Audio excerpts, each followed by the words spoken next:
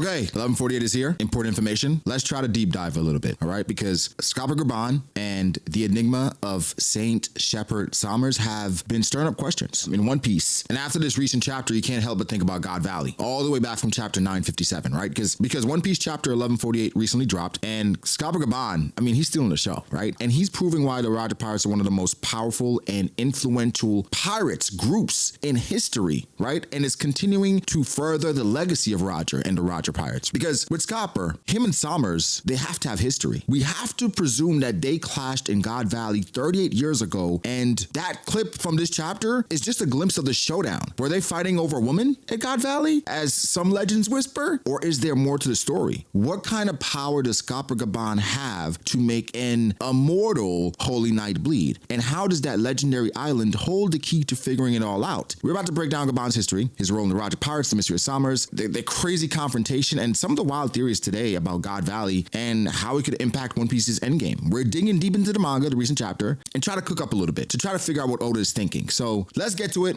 Somers, God Valley, 1148, a quick, insightful breakdown. If you're here for the first time, make sure to subscribe. There's some people that are watching the videos and don't realize they're not subscribed. Look down. It's red. Click it. Let's go. So Scapa, we know who Scapa is, right? You know Scapa first gets name dropped in chapter 19, all the way back in Orangetown, when Luffy's reading about Roger's execution, and he's listed as a key member of the Roger Pirates, along with Rayleigh and Crocus. And now, we're seeing it here. We don't see the Roger Pirates much, right? Chapter 603, post-time skip, during the flashback of Roger's journey, we see him there. Chapter 966, during the Odin flashback, obviously. Now, fast forward to chapter 1144, Scapa Gaban is actually introduced in the manga, right? Showing up in Elbaf, squad full of giants, and now in chapter 1148, he's unleashing hell on the Holy Knights. And he's proving that he's still a legend and that the old guys in the One Piece story, I mean, guys, we gotta respect them. I don't care how old they are, you have to respect them. And I think Oda is putting Scapa Gaban on a pedestal, and it's for us to give him his respect he deserves. I've been seeing some back and forth. I've been watching a video, but I saw Tekking made a video saying who's stronger, Rayleigh or Scapa. Now, I'm gonna go out on a limb and say Rayleigh's stronger, but I think it's close, just like Zoro and Sanji. I think that parallel continues. But Scapa Gaban, obviously, he's one of the people that should be respected because he's one of the few people in the world that saw the ultimate treasure and they lived to tell the tale. He was there at God Valley 38 years ago. And chapter 1096 confirms the Roger Pirates were there clashing with Roxy Zebek and his crew alongside Garp and the Marines. We don't know the specifics, but we know Gaban was in the thick of it. I think what I love the most about 1148 is that Elbaf is shaping up to be a major arc with ancient robots older than Emeth,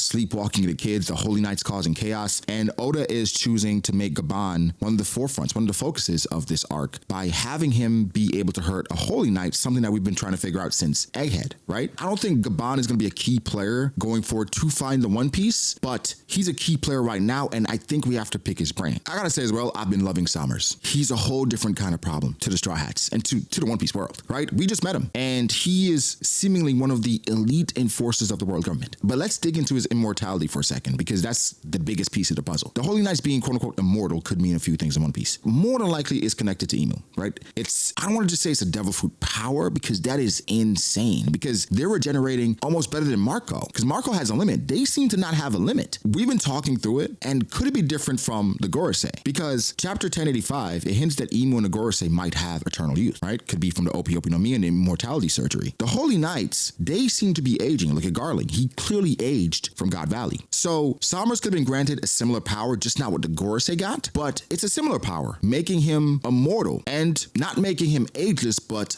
immortal. But let's try to figure some things out. Gaban, Somers, there's history there, right? I like the idea that they fought over a woman at God Valley. I really like it. Does it hold water? I don't know, but they both seem to really look at love as a key factor and important in their lives and how they go about their daily lives, like both of them. It would not be crazy that they had a clash of ideals over, it doesn't have to be Ripley, right? Could be another woman that Somers had a different view of love with her and Scapa Gaban vehemently disagreed, and that could be the meaning behind their conflict. They could have grown up together, right? And that love could have been passed down from a teacher or a sensei, and they interpreted it completely differently because Somers describes love in so many different ways. There could have been a real woman involved, right? Chalky, but that's crazy because it's Rayleigh's lady. It being Ripley would be a bit weird considering how long ago it was, but I wouldn't mind it either way, because could the woman have been Bakken, a former Roger pirate? I mean, that's crazy. Bakken, she don't look like much now, but if we see Stussy, right? We know what Stussy looks like, so I get it, Somers, and I get it, Scapa. But in regard to the conflict, could be a woman, could be not. We know for a fact they clashed.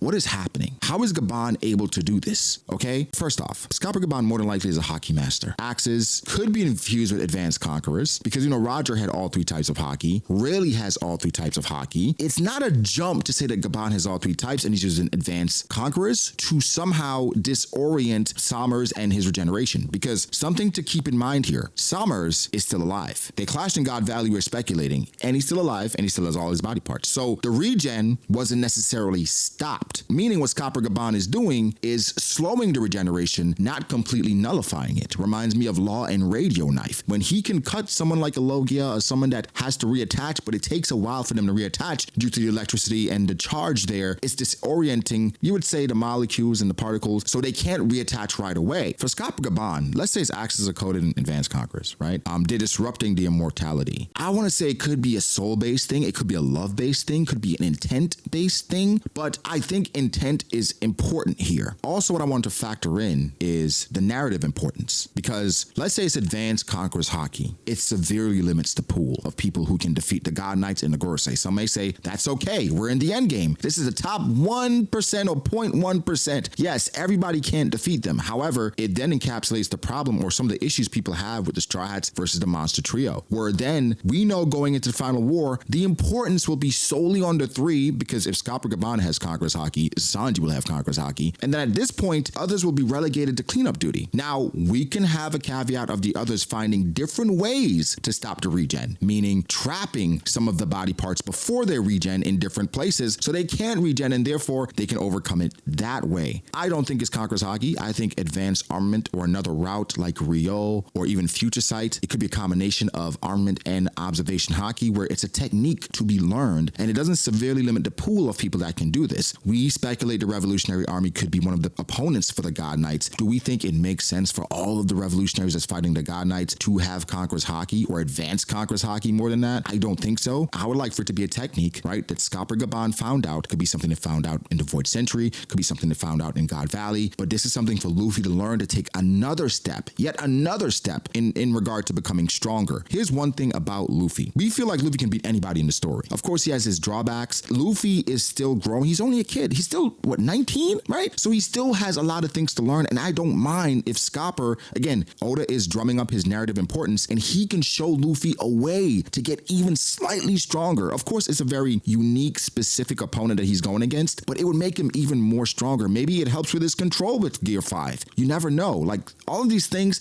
typically they're tied together. I think even Scalper and Somers having some of the similar ideals, but coming at it from a different perspective is basically what One Piece is about, right? They both value love, but they see love so much differently. I think that's what I enjoy, right? I think Luffy and Blackbeard is the same way. But this disorienting power could go deeper, because what if Blackbeard, and let's say Blackbeard has somebody living inside him or within him or something with the soul, this could be a way to hurt Blackbeard to his core, right? We haven't thought about that, where Luffy learning this ability could go forward and benefit him greatly versus someone like Blackbeard who could take his power away. Now, something that we do with Blackbeard is that we limit his power, saying he has to be holding you. What if Blackbeard awakens that fruit and then Luffy can't use his devil fruit within a range now, right? If you're even close to Blackbeard, you can't use your devil fruit power. Bro, that is broken. But I'm saying it is something you have to think about, because even Law had clearly defined rules with his devil fruit. It has to be within the room. What does Awakening do? It completely breaks those rules. So guys, give me your thoughts. How do you feel about 1148? How do you feel about Scalper? How do you feel about Somers? I think this is fantastic, amazing, good stuff. Leave it below, like, subscribe, and we'll catch you guys in the next one. Peace.